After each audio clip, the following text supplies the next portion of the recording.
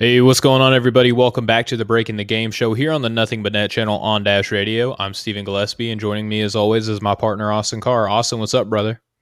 Oh, not much. Just finished watching this football game. You know, my wife's a huge Chiefs fan, so it's a happy night in our house for sure. How about you? How you doing? Can't complain, man. The kids are asleep. Wife is good with the baby. Football is on and kicking, so that's always good. And talking basketball with you, I don't know how the day can get any better, brother. Right, I feel the same way. Great way to end a good day.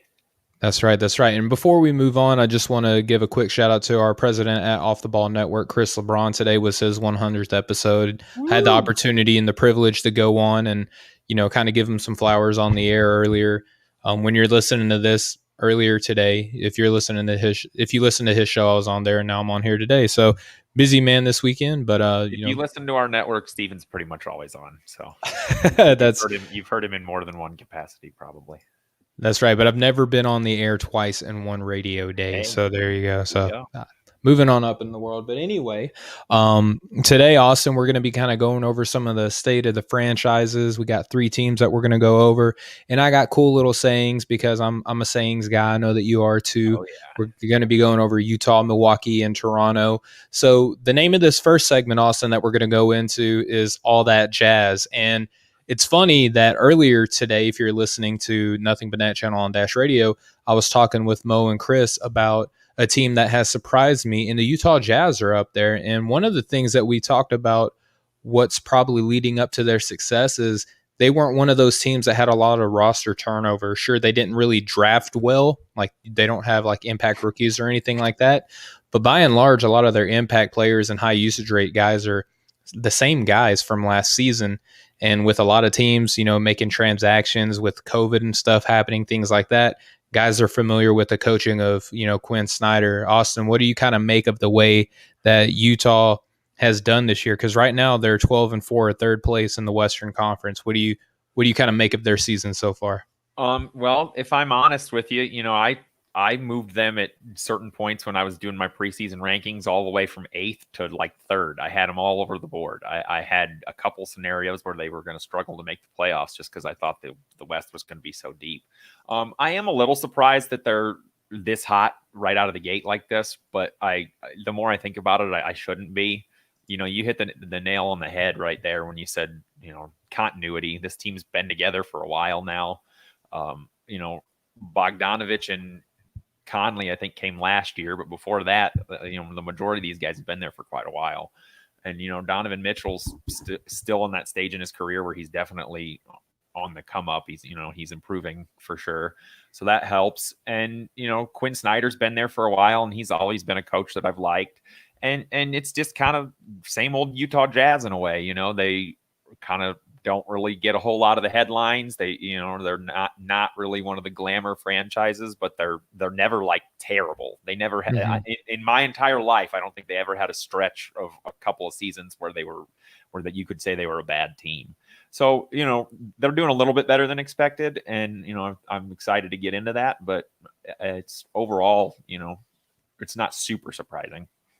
Yeah, and you're right. This was one of the teams where I thought that they would take a step back, and I solely looked at it on transactions. But when you look at the cohesiveness, I think more so than any other year this season, that means a lot. And we're seeing it kind of bears fruition with them being third place in the Western Conference right now, Austin. And I'm going to run down a couple stats. I got a whole table full of them, but I'm not going to touch on every single one of them.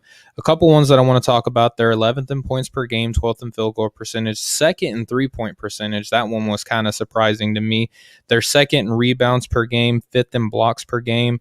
They're fifth in fouls per game, meaning they don't foul as much as other teams, right? And then a couple other ones. They're fourth in point differential. That's huge. They're +7 overall on the season. So if you consider winning and losing in their record, being +7 certainly helps in that aspect. They're fourth in opponent field goal percentage, sixth in opponent 3-point percentage, and fifth in opponent rebounds per game. So those are kind of some of the highlights. Austin, what do you think are kind of the key contributors or factors to those, and if you could speak on players specifically, who do you think are some of the impact guys towards their success? For sure. Well, me, it kind of always starts with Rudy Gobert. That's So right. I'll just get him out of the way first. Blocks are a big thing. that I noticed when I was doing some research. They are currently at about 6 blocks per game. They're fifth in the NBA, but it's a 44.9% increase per game versus last season when they were already one of the best defensive teams in basketball. So that's a huge jump, obviously. They don't foul, like you said, so they obviously stay in good position on defense, and we know that about Utah. That's the Utah Jazz that everybody knows. What is surprising is the 3-point shooting, and I think you've got to look at Bogdanovich. Even though he's been hurt a little bit, he's back in the rotation now. Obviously, Donovan Mitchell and Mike Conley are shooting the ball well. Joe Ingles off the bench, sometimes is honestly their best playmaker. He's kind of known as a shooter, but he's developed like a passing ability that is really something to talk about that people don't really talk about too much. And then I also do think they have a pretty good front runner for sixth man of the year with Jordan Clarkson. He's kind of fixed his shot selection issues from when he was a younger player with the Lakers. Everybody always used to complain about how many long twos he took. Well, he's taken that step back and turning them into threes now, and he's at like 17 points a game. I think he's their second leading scorer, and he comes off the bench. Mm-hmm. So they've got a fairly deep team. They've got a very seasoned veteran, a very veteran team. They know how to win games. Mike Conley looks good again. I was worried last year. Yeah. His shooting was rough last year, and I was wondering if he was, on the way down. But he seems to have refound his form. And, Donovan Mitchell. He's going to go out there and give you 24, 25 points a night. And with their defense and the way they spread the ball around, that's all they need. Yeah, you're 100% right. I like the how complete their roster is. They have a pretty solid, deep rotation. We talked about, Jordan Clarkson on the show with Chris LeBron, and he's one of those guys that even last season was garnering Sixth Man of the Year conversations, and we spoke on that, a little bit, Austin. But this year, it's going to be really hard to keep him out of that conversation, especially with it leading to success for Utah. If they can continue to be like a top 4 or 5 seed in the Western Conference, it's going to be really hard to deny, earning that award on his behalf. One thing we also touched on was the infamous Shaquille O'Neal saying, "Hey, you're one of my favorite players, but I don't think you're good enough to impact the game," essentially. And I think that you would agree, Austin, that was such a trash comment for him to make. The one thing I will say for Shaq is that he's not afraid to speak his mind. So it could have gone like, "Oh, hey, great game. You're an awesome player." And then the camera cuts off with the interview. And then he's like, "Yeah, I don't think that he's good enough to make the next step," or whatever. So I guess whatever credibility that gives Shaquille O'Neal, overall, the whole thought process to me was just kind of, it was just not a good look for him. What do you think? Oh, well, I definitely agree. I think Shaq was tripping for sure. And it may just be that he, spoke it into words differently than he really meant to, or it came out wrong. Sometimes things get lost in translation, but he seemed pretty confident in what he was saying. He did say I needed you to hear that. So like, it's not like he backed off of what he said at all. Right. And there's something to be said about that too. At least, he holds himself accountable to what he says. And maybe is Shaq's way of trying to motivate him to make those next steps a little bit sooner than he would. A lot of times in sports, it's weird the way people and coaches and players kind of motivate each other is by kind of getting on them and talking down about them and saying, "Hey, prove me wrong." And a lot of times it does end up working. But also, I think this is just another instance of a former retired player being a little bit grumpy and saying, "Oh, back in my day," and all that stuff like they like to do. I just never really expected to hear it from Shaq much. You hear a lot from, Charles. I can see it coming from Charles Barkley, but maybe that he's just rubbing off on him a little bit. I didn't like it. Is it a huge, huge deal? No, but it was just kind of humorous to me that one minute he's hammering Rudy Gobert for not scoring enough, and then the next he's saying Donovan Mitchell can only score. It's like, well, which do you want? You can't. Neither of them are good enough for you. So I don't know. I wasn't a big fan of it, but it's not something that I'm gonna lose sleep over.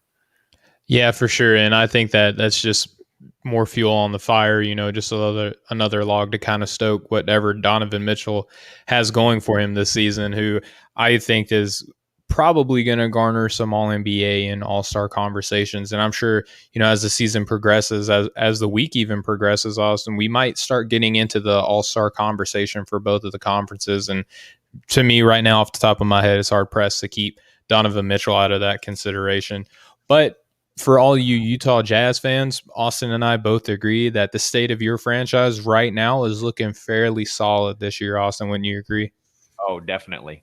One thing that I thought was pretty interesting when I was doing my research on the Jazz earlier and yesterday, they have 1, 2, 3, 4, 7 double-figure scorers, and I think they have like 6 guys that average 8, or 4 guys that all average like right at like 8.2 points per game. So they almost have like 10 guys scoring double figures for them. I know it's early still, but that's crazy to me.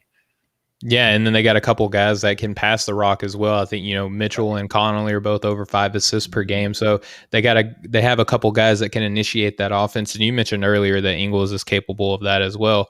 But that's it for all that Jazz, and congratulations, Utah, on your successful start. Yes. All right, now Austin, what the buck, dude? Like, what's going on with Milwaukee? I came up with that. I'm pretty happy with that buck, one. everybody. I said buck with the B. What the buck? You gotta pronunciate right. Yes, when you're saying those tricky words. The arsonist had oddly shaped feet. Yeah, I had some anchorman practice right there. Well, this is one that I kind of, when I was just seeing the box scores of their games or checking out the last couple minutes of a game here and there, or the couple times I turned them on and one game they were up by 40 and the next game they were down by 40. It just kind of felt like, something's going on with Milwaukee. They don't look like the team of the last 2 years that, led from the East from wire to wire in first place, had the best offense and defensive ratings in basketball for most of the season last year. And it felt like something was off. And I was kind of wondering if, maybe is it getting stale? Are teams figuring them out? But then when I really went back and watched a couple games and watched some important, moments of bigger games and closer games, what I think is going on is what you and I both kind of have said that we wanted to see happen. And that's Coach Bud's not sticking to the same old thing every time down every night. And because they know that they're good enough to win 60 games with that. They know that that's great for first place in the regular season, but they also know that twice in a row they got beat the same way earlier than they wanted to in the playoffs, and got, kind of their weaknesses were shown for sure. So what I think is going on, and what I've noticed, is they're trying to become less predictable. They don't just hand the ball to Giannis and say, hey, here, go twirl down the lane and spin on a guy and dunk on him every time. Or don't use don't be a battering ram. We're going to put you on the baseline and we're going to run a pick and roll with Middleton and Drew Holiday. And so I think they're trying to kind of put themselves in some uncomfortable situations. And then too, when I really looked at the numbers from last year to this year, they're almost identical. Like their offense is just as good. Actually, I think they're scoring a little bit more this year than they were last year.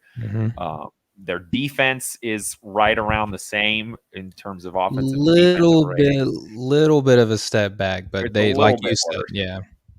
I'm looking at it right here. Let me find the one. Yeah, well, while you're looking, let me kind of intercede here. Right now, you were talking about, what they were doing was good enough for first place in the East. Well, what they're doing right now is good enough for second place in the East. And if it takes you stepping back one step in the seeding, to figure out kind of a new identity, I would say that that's kind of successful. There's obviously the big storyline surrounding Milwaukee is Giannis and his free throws. Mentioned this on the show with Mo and Chris earlier, if you're listening, that we talked about it early in the year too, Austin. I even wrote an article about it, that yes, Giannis Antetokounmpo is an amazing player, but right now, is he really what's best for Milwaukee when you're talking about sending so much of the offense his way? Because he's pretty predictable. If he's not shooting a three, which he's averaging about 31% on the year right now, so not terrible, but I mean, it's not great either. So if he's not shooting a three, he's attacking the basket, doing his Euro step and trying to dunk on somebody. Well, if you play against a team that's got, like, say, a Marcus Smart, they're going to figure you out and they're going to draw charges and they're going to get you in foul trouble.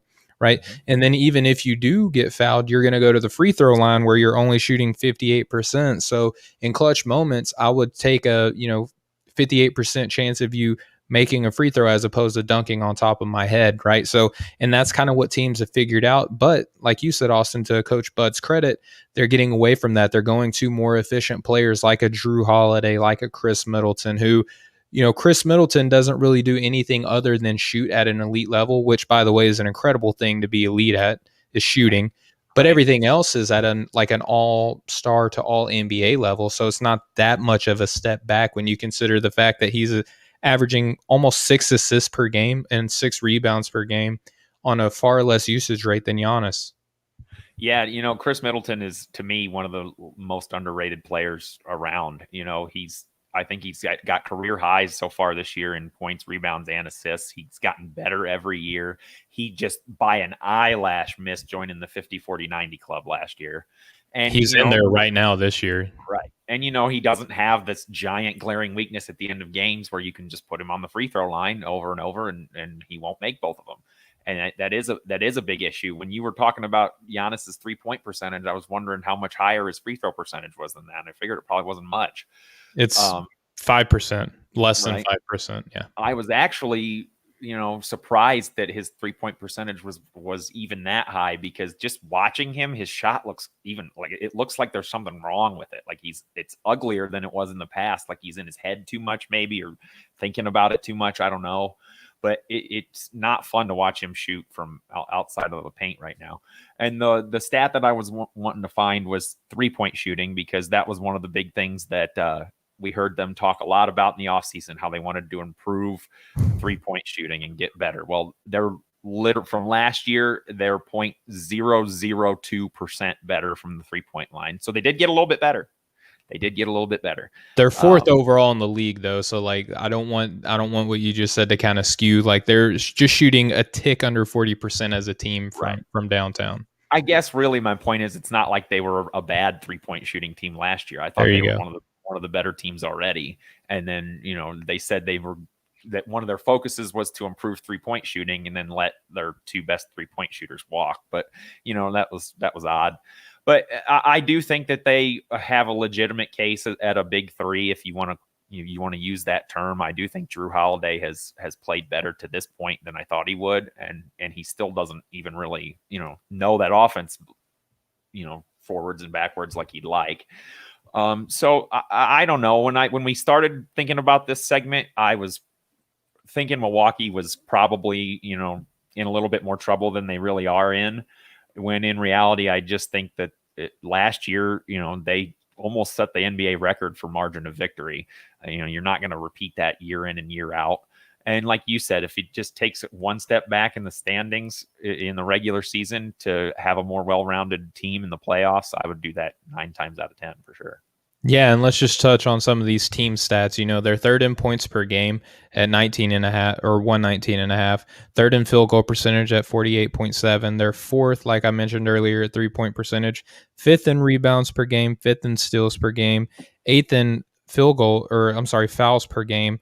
But look, here's one that's kind of alarming to me defensively, Austin, is that last season they did not allow a good 3-point percentage for their opponents. This season, they're 27th in opponent 3-point percentage. They allow almost 39% shooting from deep.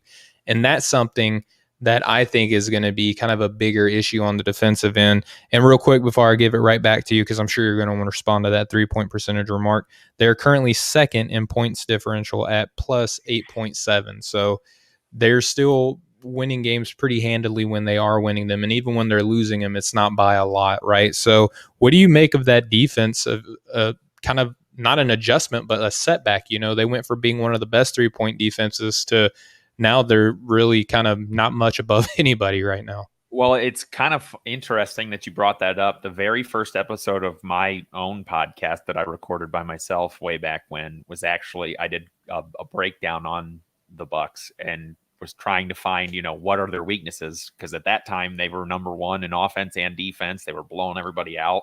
And I was trying to, kind of dig a little bit deeper. And the one thing that I did notice was teams were attempting threes at an almost, historic rate against them, but it wasn't like they were super effective.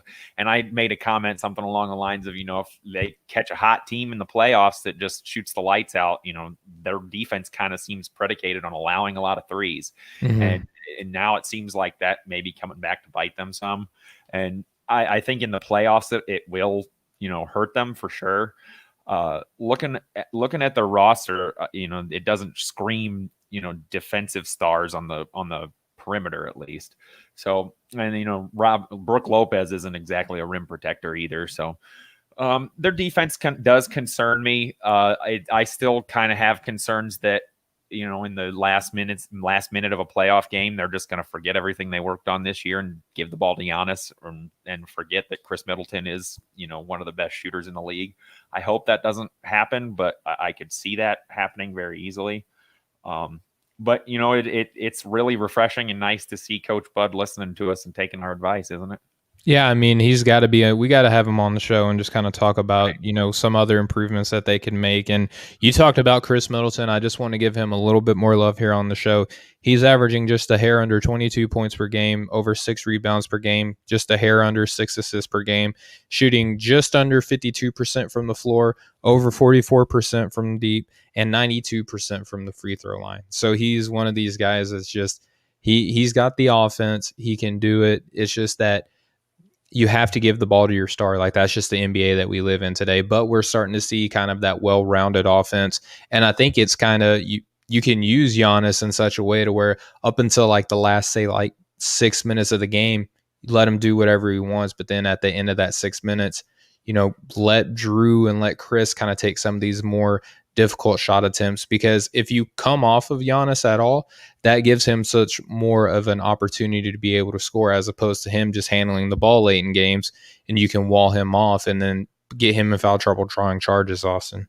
Right. Yeah, I do think it at least it looks from the sidelines like it would be pretty easy to draw a charge on Giannis, especially late in a close game like that. He seems to, just kind of shut his eyes, put his head down, and say, "I'm going to run everybody over and dunk on you," and whatever. If the refs call a foul, they call a foul.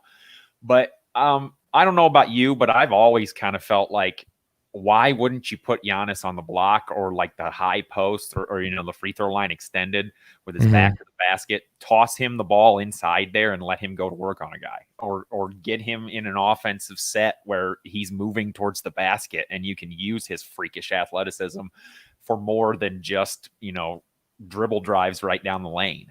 Yeah. I just think as effective as he was last year and as good as he's been, just imagine if he had a point guard or a system that was putting him constantly in good positions every time he caught the ball to take the shots that he's best at, instead of, it seems like everybody wants to try to force him out to the perimeter.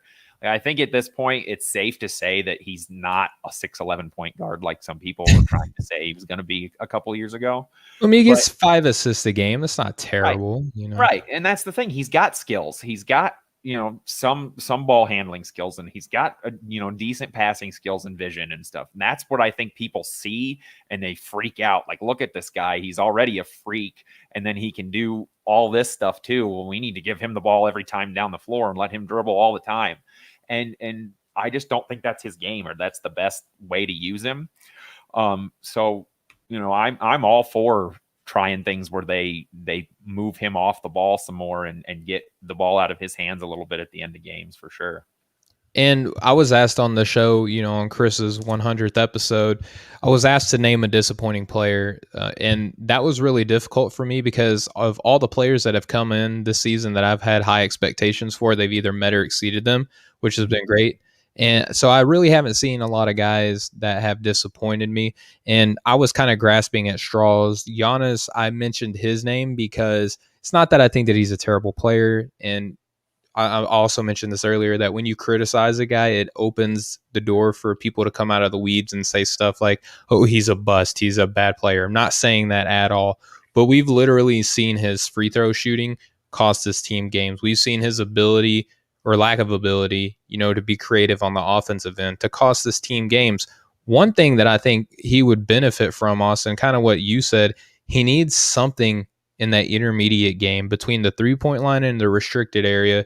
He needs a move. He doesn't have a move. His only move that he has is a Euro step and dunk on somebody or layup. And if he misses the layup, he gets the offensive rebound and dunks again, right? Like that's his move. He doesn't really have any way to kind of catch the defense off guard or to have a dribble move to where if you come up, he can go past you. Or if you play off of him, he can do a step back. Like Giannis is one of the only stars in the NBA right now that does not have a step back shot. And I don't know if that's anything that other people haven't really noticed because his breakneck speed and he can take 2 steps and he's dunking on somebody. I was going to say, when people see him take 3 steps from half court and he's at the rim, it's just they kind of get blinded by anything else. One comment that I heard that I think actually makes a lot of sense is when prime Russell Westbrook was doing his thing in the NBA, he would attack the basket with such ferocity, but he could also stop on a dime, raise up, and hit a mid-range shot. Like, could you imagine Giannis just running full speed, stopping on a dime and hitting a mid-range shot? Like, that would be unfair. Right, but if he could develop it, you're right. And Russell Westbrook, you bring up a great point with him when he was at his best. And even last season for a stretch before he got hurt right before the bubble, he was leading the league in 2-point shots. He was like one of the better, non 3-point shooting players, really. If you take away threes, he was lighting it up. And he was always kind of like that. He was able to stop and hit those little mid-range close things. And Giannis doesn't have an answer for when Miami plays that wall defense and blocks off the paint. And remember back in the day when post play actually still mattered and people used to go and like train with Hakeem Olajuwon in the off season and stuff. Well, now it's guards that do that. Right. That was the big shift. Started doing it. Just imagine if Giannis developed like above average footwork and real moves, because he's still so raw for someone that's a 2-time MVP, for someone that's averaging 27 and 11. Like, I just can't even imagine where the ceiling would be if he was, brought up maybe in a different, had a different background where he was, brought up on the fundamentals of basketball his whole life, because I do think he got a pretty late start and was pretty raw when he came to the end of the league. So just imagine if, he had a couple years of working on footwork and just a couple little moves, 1 or 2 things is all he would need, and he'd be so unstoppable. And then my last point on this, and I'll give it back to you. I just wanted to mention, since we talked about this with Utah, we need to talk about it with Milwaukee too. And that is their 3-point shooting as a team. Or I'm sorry, not their 3-point shooting, their continuity. We talked about how the Utah Jazz were one of the teams that didn't have a whole lot of roster upheaval. Well, Milwaukee's kind of the opposite. They have quite a few new contributors into the rotation.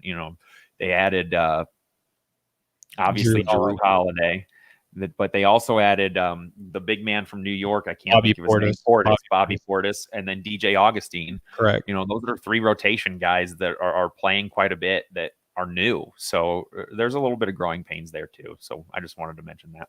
And that's fair. And one other thing too, you brought it up. I just want to touch on it. I think we're analytics guys, Austin. We don't see numbers and like, evil, like just watch basketball. Like, we love analytics. We love breaking down the game, hence breaking the game in a number of manners. We like analytics, but I will say, as much as I think that analytics have done the game good and done, front offices and executives well by what they bring, I think Giannis is kind of one of these European guys that came over and he was a physical freak of nature. Analytics largely tell you that the most efficient ways to win basketball games are at the basket, behind the 3-point line, and at the free throw line.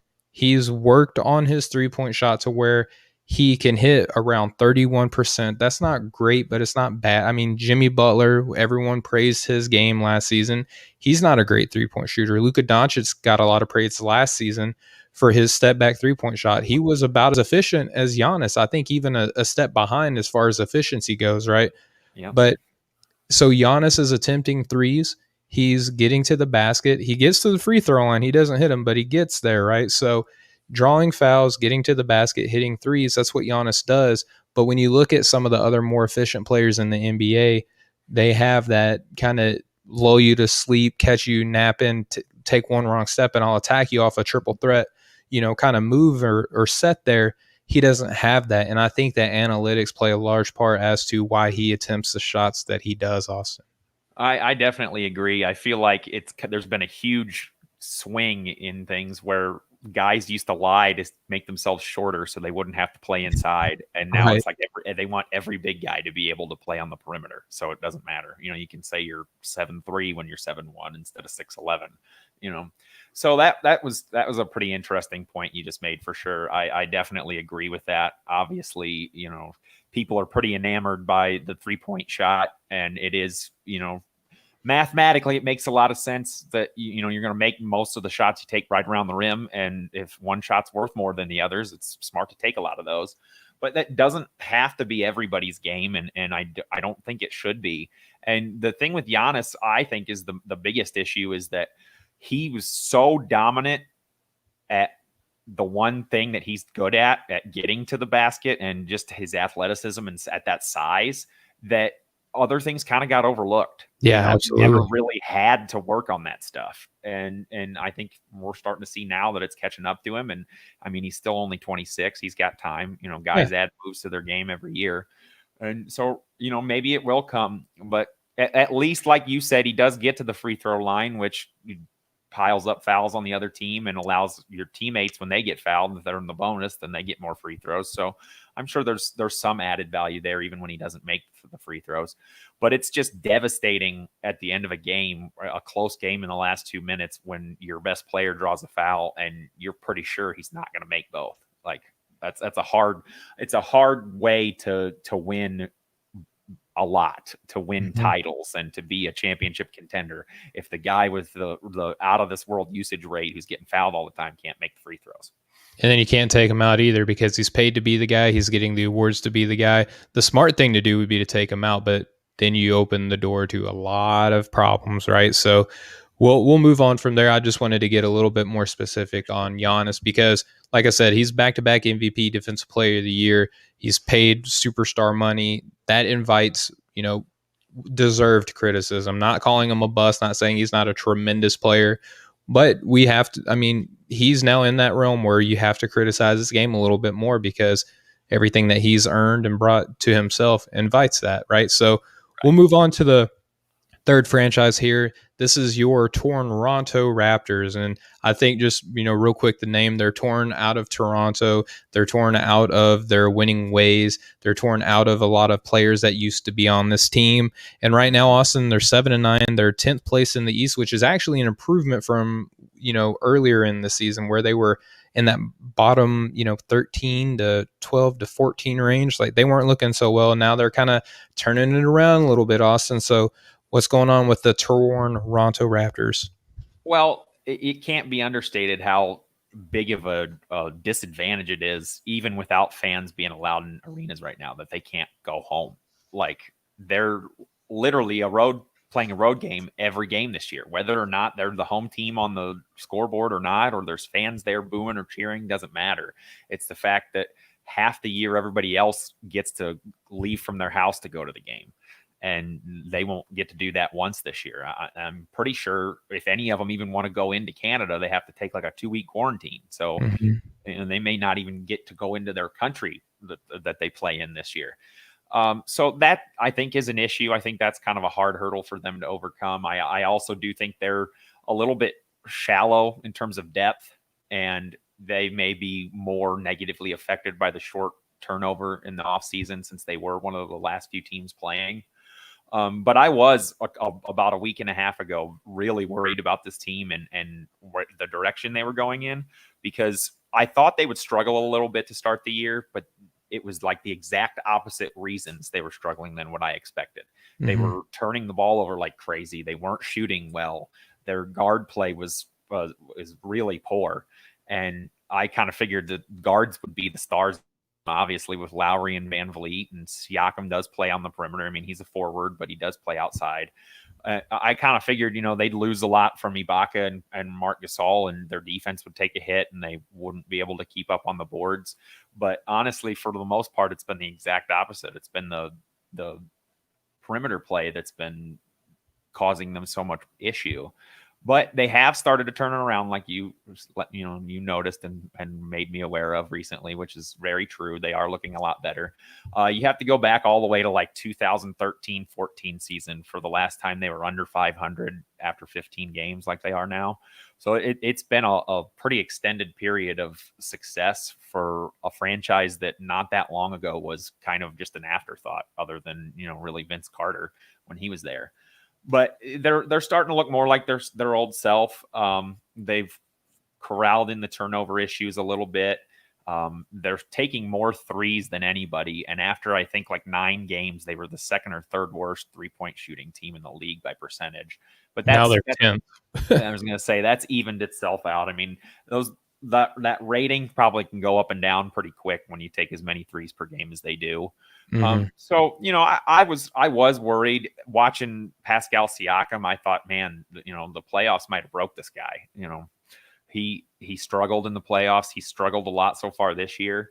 But I think it's kind of on Nick Nurse to go to him and say, hey, we're going to keep feeding you the ball, keep taking your shots. We know how good you are, and have a little faith in him and give him a little, some praise instead of, he's kind of bashed him a little bit and saying, Pascal's not playing as good as we need him to. And I think he is just trying to motivate him. But it kind of did seem like for the first couple weeks of the season, like he was really off, and he's picked it up. Van Vliet's picked it up. They're still obviously not where they were last year or where I think they want to be.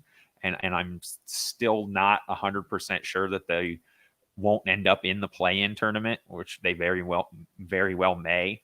But it's looking better than it was.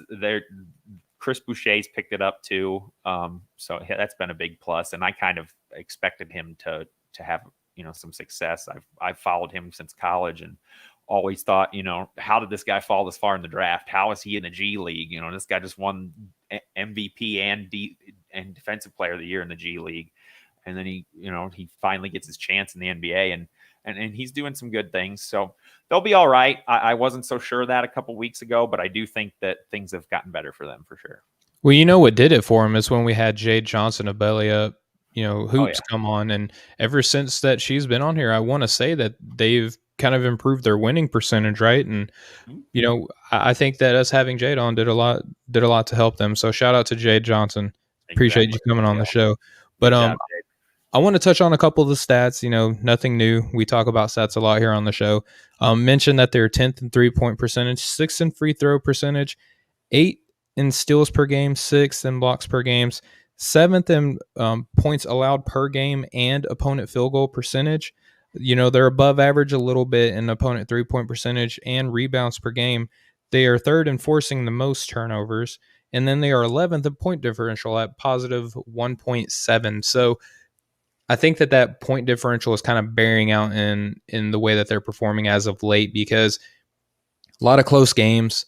There wasn't really a lot of times where they just looked super disappointing. Every team has had a bad game so far this season in a short sample size, but by and large, Toronto has been competitive in a lot of their games and kind of building out that cohesion in that front court, right? We mentioned a lot that how Marc Gasol is gone, Serge Ibaka is gone. That's a large part of their offense and defensive identities. They replaced that with Chris Boucher, who had been on that team, but in limited capacity. And then they also bring in, old man Aaron Baines into this team. So I thought that was a decent pickup. I didn't think it was enough to kind of change a whole heck of a lot. But Stanley Johnson has been getting a lot of burn on this team too. So a little bit of a reclamation process there for Nick Nurse. I think if any coach in the NBA can do something with him, Nurse is one of the top maybe 3 to 5 to 7 coaches in the NBA that can get anything out of a Stanley Johnson, who by and large has been a disappointment since he's come in from Arizona. into the NBA. And then we talk about some of their key players. None of their scorers right now are above 20 points per game. Right now, their leading scorer is Fred VanVleet at just under 19 points per game, shooting 40% from the floor, 36% from deep, 85% from the line. Siakam is at 18.6 points per game, shooting 44% from the floor, 25% from deep, and 77% from the line. And then their last guy is Kyle Lowry, and he's averaging 18.2 points per game, 6.5 rebounds, 7.1 assists, shooting 43, 36, and 87% from the floor, deep, and the free throw line. So when you consider kind of they have a egalitarian style offense, Austin, like anybody can eat in this on this team, and that's very Nick Nurse style of approach, right? Unpredictability, team first aspect, not a lot of star power on this team, but a lot of decent players. Austin, do you think that kind of working out this offense with Gasol and Ibaka probably had a lot to do with why they've struggled early? Oh, definitely. And that's kind of what I was expecting, was their absence was going to be the reason they would struggle early on. And then it kind of struck me as odd as to how bad that the guard play had been early on in the season. But I think everybody kind of underestimated the, I guess, craziness to start this year of what it would be like. Mm-hmm. We all kind of overlooked the short off season and the fact that, hey, these guys aren't professional players. They've played together before. They'll be all right. And I think that feeling out period in training camp and for some younger guys in the summer league is a huge deal, just getting used to playing with guys on the court, because it's not like you and me going and getting some run at the Y in an open Right. gym. Like, these guys are the best at the best of the best in the entire world. They're experts. And it's kind of hard sometimes to do your job with other experts if you don't know how they work and how they do things. So I do think that, those losses plus just the shortened off season kind of threw them off early on. And I do think that they kind of thought Pascal Siakam was their superstar. And Mm-hmm. I don't know that he's ever going to really quite get to that level. He's a great player. He's terrific. I don't see him superstar level for him in his career. That's just me personally. I don't know how you feel about him, but I like him. I just, when I felt like they were putting all their eggs in his basket and saying, this is the guy that's going to lead us, I wasn't sure that was going to work. And then the other thing that I kind of noticed just looking at their roster and their stats is they basically get offense from like 6 guys right now. Mm-hmm. And Norman Powell is the only significant contributor on offense off the bench, and he's at like 8 points a game. And the next closest is 3.8. So they don't have a whole lot of options to get their offense from. So, you hear about it all the time, having the undersized backcourt that they supposedly have could kind of hurt them if those guys aren't hitting shots. Who else is going to pick up the slack? I mean, Malachi Flynn had a couple flashes. Maybe he could get a little bit more run, but everybody else on this team, you pretty much know who they are, and they're not exactly offensive stars. So they're going to have to kind of hang their hat on their defense and, like you said, their ball movement and getting everybody involved. And they are pretty, spread out pretty evenly in terms of scoring. They got 18.9, 18.6, 18.2 are their top 3 guys. Yep. So it's pretty, fair share going around of who gets the ball. And I do kind of wonder too, Kyle Lowry has kind of always struck me as that guy that has that old man game that you like to talk about. Yeah, the grandpa game. Not Yeah. super flashy. He's not real athletic. He's not the quickest, but he can get the job done. And I just wonder how that ages, for him at least. So he is getting a little bit older. So there's some drop off to be expected there. But like I said, I originally was much more concerned with where their team was going versus where they are now. They've kind of righted the ship in some certain aspects that I was worried about. Yeah, and Lowry's 34 years old, so at some point, having him be just a dog on both ends of the floor, at some point that gas is going to wear out, and it looks like it may be happening this season, unfortunately, for your Toronto Raptors. Well, that wraps up the state of the franchise segment for the Raptors and the Bucks. I think that the Bucks were pretty confident that they're going to figure things out and be pretty impressive moving forward. We mentioned the Toronto Raptors. It could be an ebb and flow all season long due to the lack of creativity that they can give you on the offensive end. But defensively, it looks like they're still going to be able to raise enough ruckus to where they can be competitive in games. So Well, now go ahead. honestly, real quick, I just had this thought and wanted to put it out there. I feel like last year Toronto overachieved. If you just look at their roster and look at how it's built and their basically their lack of a number one guy like that, like they were what, second in the East last year. So Mhm. I don't think you could expect this roster to finish second in the East in just about any season. So they're going to be competitive. They're going to be in the playoffs, and I think with the way the roster is made up now and how lack little depth they actually have, I think that's pretty good in my book. Yeah, absolutely. And there's a whole thing that I could have gone on there, but I'm not going to do that. I'll let you have that closing statement there because we still got to get into our big three Right. for each conference, Austin. And looking forward to this one. And now we've done this enough to where we can talk about, how teams have, risen and fallen accordingly from our previous times that we've done this, right? So, Austin, in the Eastern Conference, we have the Philadelphia 76ers. They moved up a spot. They are now number one in our big three. They're 12-5 and on a 3-game win streak. The Milwaukee Bucks have fallen one spot. They are 9-6. They have lost 2 in a row. And then our Boston Celtics, they are 8-6. They're on a 3-game losing streak. Still good enough to maintain third place in the East. And then in the Western Conference, we have the LA Lakers stood pat. They're 13-4 on a 2-game win streak. Our second and third teams are both on fire right now. The Clippers are on the 7-game win streak. They are also 13-4. And then the Utah Jazz right now, they're 12-4. We spoke on them at great length earlier. They are on an 8-game winning streak. So kind of balancing the streaks with who they face and where they were and our expectations coming into the season. All of these ingredients are kind of stirring together, and we're starting to let them settle and see things a little bit more clearly as the season progresses. Austin, your Philadelphia 76ers, I know that you were higher on them in previous weeks. I kind of talked you back a little bit on them, but now I'll give you the time to shine. What do you like about the 76ers?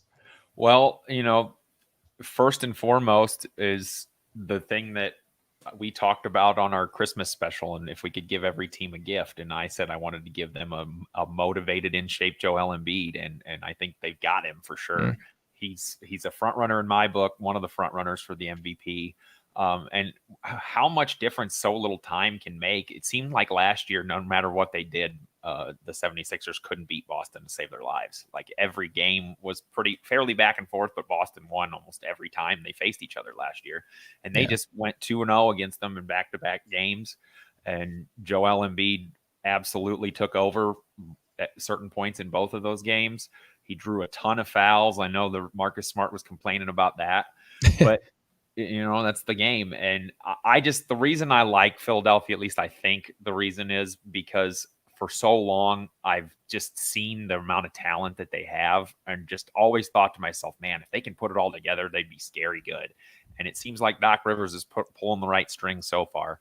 So, I just think them beating Boston twice in a row like that had to leapfrog them for sure. And Boston may very well, in my book, fall out of the top 3, but I'm giving them a little bit of a pass since they've been without Jason Tatum. And, you take the best player off any team and what are they going to look like? So, I think our rankings are dead on there, and Milwaukee is Milwaukee. They're quietly, scoring 120 points a game and doing their thing. And I think they'll be fine too. And then in the West, it was funny that I just said quietly when you were talking about the Clippers. I thought of this in my head, and I didn't mean it in a joking way because everybody talks about how quiet Kawhi Leonard is, but him and Paul George are having two of the quietest, like incredible starts to a season I've ever seen. Like I don't hear anything about it, and I'm sure it's because everybody just was holding out. They're giving them their due to the playoffs, and they're going to kill Paul George as soon as he misses his first shot in the playoffs. So that's neither here nor there.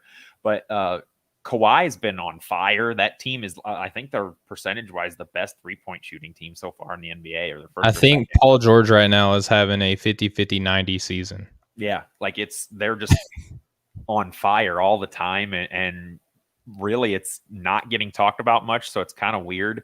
Like before I really looked into the numbers, I was like, "Oh yeah, man, Utah's on this big winning streak. They're moving up. They're going to number 2." But the Clippers are on the same winning streak, and they and have played better teams. and they played better teams, and they have, I mean, legitimately the better players. So I like where we have them as well too. I think it makes a lot of sense to me. I think, you know, all three of those teams at the top, with the Lakers included, have been pretty hot. And it's always funny to me when everybody's constantly talking about what Brooklyn needs to add and what the Lakers need to add and this and that. Like they're loaded. I mean, they have everything they really honestly need, and I think, and it's silly to even talk about these big trade ideas that everybody wants to bring up. I mean, they're 13-4. LeBron's doing LeBron things. Anthony Davis has his moments where he just shuts down the entire other team. So, you know, overall, I think our rankings are pretty spot on. Yeah, absolutely. And I just wanted to throw in one more thing after your beautiful soliloquy that you just broke down there. The Clippers, right? I wanted to give them a season that matters on that Christmas Day special, and I still want to give it to them because, like you mentioned, they're playing phenomenally well. Their stars are playing well. Serge Ibaka and Nick Batum have been great additions. But Austin, I think that wraps up another great episode, man. You broke down the big three beautifully. That was the only thing I wanted to add, and you did a tremendous job. So appreciate that. But that's going to wrap up the show for today. Austin, before we get out of here, just want to give you a little bit of a opportunity to just let the people know where they can find you.